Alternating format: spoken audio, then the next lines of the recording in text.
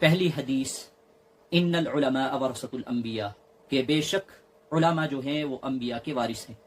وَإِنَّ الْأَنْبِيَاءَ لَمْ يُوَرِّثُوا دِينَارًا وَلَا دِرْهَمًا، اور انبیاء علیہم الصلاۃ والسلام دینار اور درہم کے وارث نہیں بنایا کرتے. وَإِنَّمَا وَرَّثُوا الْعِلْمَ، اور وہ وارث بنایا کرتے ہیں علم کا.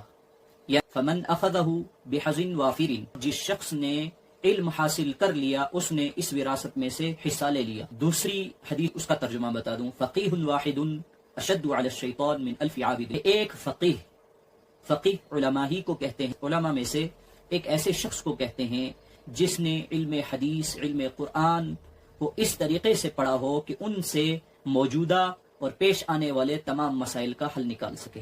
فرمایا فقیہ جو ہے شیطان کے اوپر عابدوں سے زیادہ سخت ہوتا ہے، کہ علماء کی صحبت میں جو شخص رہے گا وہ شیطان کے مکر و فریب سے بچا رہے گا.